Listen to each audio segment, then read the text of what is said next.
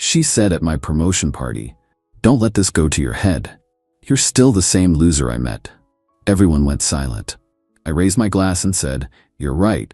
I am the same guy, the one smart enough to know when to walk away." I left her there with my coworkers. Monday morning, she was waiting in my office parking lot. I, 31 male, just got promoted to senior manager at my tech company. Been grinding for 5 years, and it finally paid off. My girlfriend Sophia, 29, and I had been together for 3 years. Thought she'd be proud. I was wrong. The company threw a promotion party last Friday at this nice rooftop bar. About 40 people showed up, my team, other departments, even some VPs. I was feeling good, really good. This promotion came with a 40% salary bump and stock options. Life was looking up. Sophia showed up late, already seemed annoyed. I figured traffic or something. She'd been weird about the promotion since I told her 2 weeks ago. Kept making comments like, "Don't forget about the little people," and "Hope you don't become one of those corporate robots." The party was going great. People were congratulating me, sharing stories about working together, usual work party stuff. Then my VP, Marcus, called everyone's attention to make a toast. "Marcus, I want to recognize someone who's shown incredible dedication. In 5 years, he's gone from entry-level to senior management through pure talent and hard work." Nice words. People clapping. I'm standing there, trying not to get emotional. Then I see Sophia rolling her eyes. Actually rolling her eyes. "Marcus, so here's to our newest senior manager." Everyone raised their glasses. That's when Sophia decided to speak up, loudly. "Sophia, don't let this go to your head, babe. You're still the same loser I met 3 years ago." Dead. Silence. 40 people just staring. My boss, my team, the VPs, all frozen. I looked at her. She had this smirk like she'd said something clever, like humiliating me in front of my entire professional network was some kind of power move. I raised my glass higher. "Me, you're right. I am the same guy, the one smart enough to know when to walk away." Put my drink down, grabbed my jacket, looked at Marcus. "Me, thank you all for coming. Enjoy the rest of your evening." And I left, just walked out. Left her standing there, with 40 confused professionals. My phone started blowing up before I even reached my car. "Where are you going? Seriously? You're just leaving? This is so dramatic. I was joking. Come back." Everyone's staring at me. This is embarrassing. Yeah, that was kind of the... Got home, packed a bag, went to my buddy Marcus's place. Different Marcus, not my boss. Turned off my phone, needed to think. Saturday morning, turned my phone back on. 47 missed calls. 83 texts. The highlights: "You humiliated me. How could you leave me there? Your coworkers think I'm a monster. I had to Uber home. We need to talk. I'm sorry, okay? It was just a joke. You're being too sensitive. This is your fault for making such a big deal." Then came the voice messages. Crying, yelling, apologizing, blaming, the whole emotional spectrum. But here's what really got me. She never once acknowledged what she did. It was all about how I embarrassed her by leaving. How I made her look bad, how I ruined her night. Sunday, she tried a different approach. Posted on Instagram, "When your boyfriend can't take a joke, fragile ego, toxic masculinity." My coworker Amy screenshot it and sent it to me. The comments were interesting. "Girl, what did you do? Maybe don't roast him at his work party." This feels like missing context. Sophia responded to one. "I made one little joke and he stormed out like a child." Someone who was 8 at the party commented, "You called him a loser in front of his bosses. That wasn't a joke." She deleted the post an hour later. Sunday evening, I went back to my apartment while she was at her sister's. Changed the locks. Perfectly legal. Lease is only in my name. Packed up her stuff. 3 years of relationship fit into 5 boxes and 2 suitcases. Says something, doesn't it? Monday morning, 7 a.m., I pull into the office parking lot. There's her car. And there she is, leaning against it, Starbucks in hand, looking like she's ready for a rom-com reconciliation. "We need to talk." No, we don't. You can't just throw away 3 years over one comment. Watch me. I spoke to my therapist. "Since when do you have a therapist?" "Since Saturday. She says I have issues with men succeeding beyond me." Sounds like a personal problem. Started walking toward the building. She followed. "I make more than you." "Not anymore." "That's what this is about? Your fragile male ego?" No, it's about respect, which you don't have for me. I respect you. You called me a loser at my promotion party in front of my bosses. I said you're still the loser I met. It was endearing. Endearing? Really? We reached the building entrance. Security guard looked concerned. Your stuff is in my apartment's mailroom. Building management has been notified you're picking it up today. You can't kick me out. Me. You don't live there. You have your own place. I stay there 5 nights a week. Not anymore. Walked inside. She couldn't follow. Needed a badge. Heard her yelling through the glass doors. Update 1. The rest of Monday was interesting. Word had spread about Friday night. People were being extra nice. That awkward I witnessed your humiliation nice. Around 10 a.m., Marcus' boss called me into his office. Marcus, you okay? I'm good. Marcus, Friday was unfortunate. Yeah. For what it's worth, no one thinks less of you. If anything, well, let's just say your restraint was professional. Thanks. Also, HR wanted me to tell you that if she shows up here again, security will handle it. Apparently, Sophia had tried to tailgate someone into the building after I left. Security stopped her. She made a scene. They have it on camera. Lunchtime, I'm eating in the cafeteria with my team. Amy brings it up. So are we talking about Friday or pretending it didn't happen? We can talk about it. That was brutal, man. I wanted to throw my drink at her. Glad you didn't. That would have made things worse. How are you so calm about this? Because I realized something. She's always been like this. I just ignored it. And that was true. 3 years of little comments. Don't wear that. You'll look like you're trying too hard. Your friends are kind of basic. That hobby is for nerds. You sure you can handle that project? Death by 1,000 cuts, but I was too blind to see it. Tuesday, the texts evolved. My key doesn't work. Very mature. I need my things. This is illegal eviction. My dad is a lawyer. Her dad is a dentist. But okay. Tuesday afternoon, her sister Adriana called. Adriana, what did you do to my sister? I broke up with her. She's a mess. She hasn't eaten. There are restaurants. This is serious. She might lose her job. How is that related to me? She can't focus. She called in sick yesterday and today. Still not my problem. You're heartless. Your sister called me a loser at my promotion party, in front of my colleagues. She told me she complimented you. She said, and I quote, "You're still the same loser I met." That's not what she told me. Shocking. Wednesday, package delivered to the office. I don't open personal mail at work, so waited until I got home. It was a letter from a lawyer. An actual lawyer this time. Basically threatening to sue for emotional distress, illegal eviction, destruction of property, defamation. I laughed. Actually laughed. Forwarded it to my company's legal department. Perks of the promotion. They handle personal matters too. They responded within an hour. This is frivolous. Don't respond. We'll handle if she proceeds. Thursday, she went nuclear on social media. Facebook post. Yes, she still uses Facebook. 3 years wasted on a man who couldn't handle a strong, independent woman making a harmless joke. His fragile masculinity couldn't handle me being real at his little work party. Now he's illegally evicted me and is trying to destroy my life. I know my worth, and I won't be silenced by emotional abuse. Narcissistic abuse, gaslighting is real, know your worth. The comments were not what she expected. Her aunt, honey, what did you say at the party?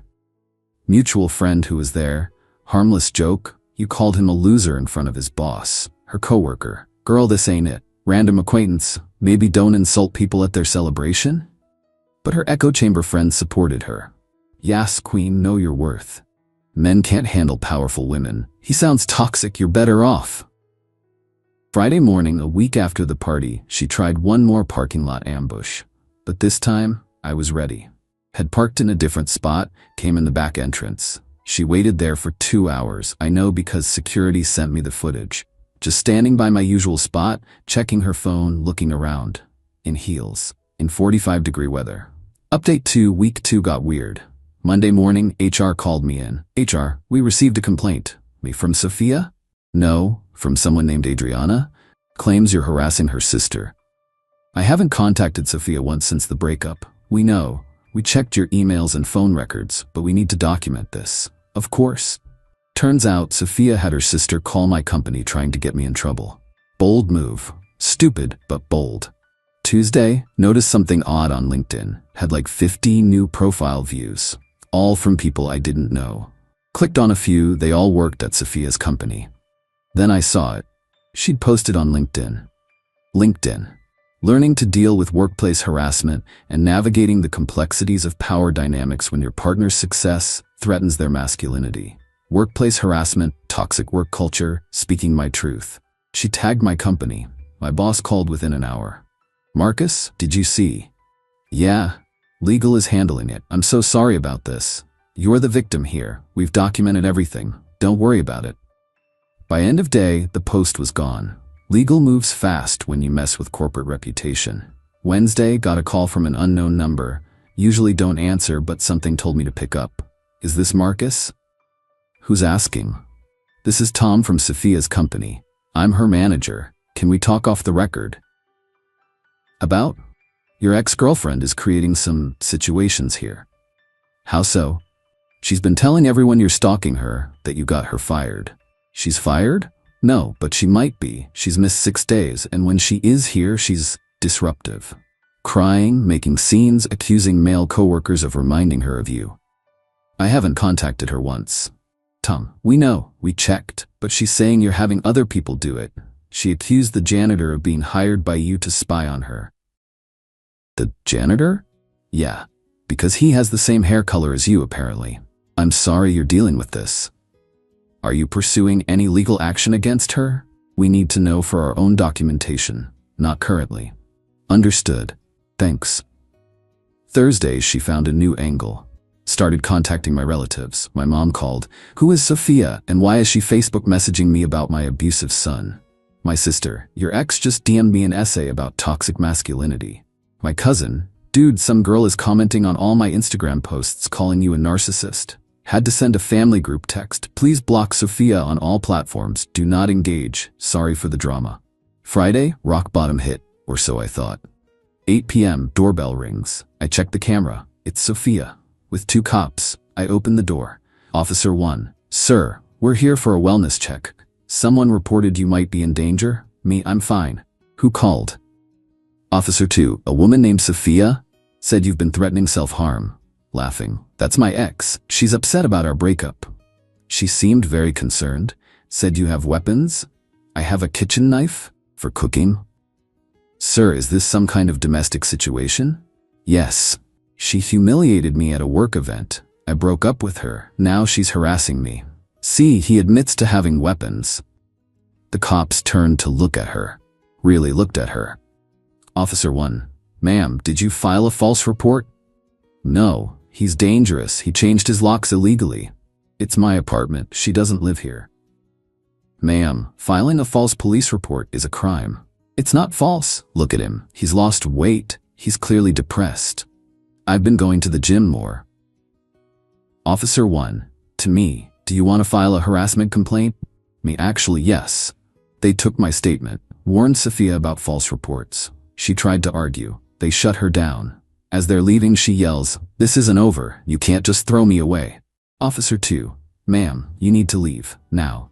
Final update. It's been a month since the promotion party. Time for the final update because this story needs to end. And honestly, so did she. The harassment complaint I filed turned into a restraining order pretty quickly. Her wellness check stunt was the nail in the coffin. Judge granted a temporary order immediately, full hearing scheduled for 2 weeks later. During those 2 weeks, she spiraled. But legally, she couldn't contact me. So she got creative. She started a podcast. I'm not joking. The Gaslight Diaries: Surviving Narcissistic Abuse. 3 episodes in, she was basically describing our entire relationship, but with the roles reversed. Episode titles included When His Success Becomes Your Prison, The Night He Showed His True Colors, Financial Abuse in the Modern Age. Episode 2 was special.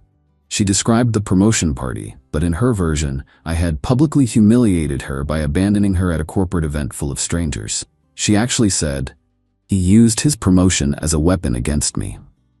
The podcast had 47 downloads. 30 were probably her refreshing the page. But here's where it gets good. Remember Tom, her manager? He reached out again. Hey, thought you should know we've terminated Sophia. I'm sorry to hear that. I wasn't. She posted company proprietary information on her LinkedIn during a rant about toxic work environments. That was the last straw. Wow. Also, she listed you as her emergency contact still. Should we update that? Definitely update that.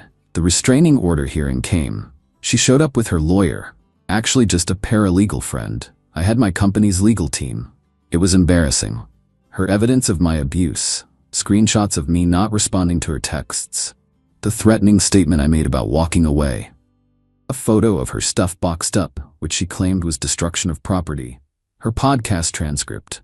My evidence. The false police report. Screenshots of her social media harassment. Witness statements from the party. 12 co-workers wrote statements. Security footage of her waiting in the parking lot. The LinkedIn posts tagging my company. Documentation of her contacting my family. The judge barely deliberated.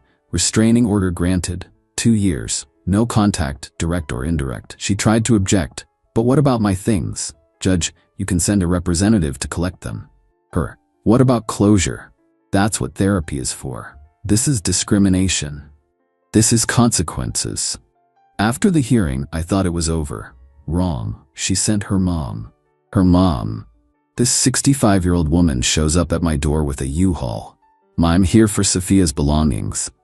They're in the lobby with security. Mom, she says you have her grandmother's ring. What ring? The one you were supposed to propose with. We never discussed marriage, and she doesn't have a grandmother's ring. I know. I had to try. She's not well. I'm sorry. No, I'm sorry. I raised her better than this, or thought I did. She loaded the boxes before leaving. For what it's worth, calling you that at your party, even I was shocked when I heard. Thanks. She's staying with us now, lost her job, her apartment, dating some guy she met on a podcast forum who thinks the government is tracking him.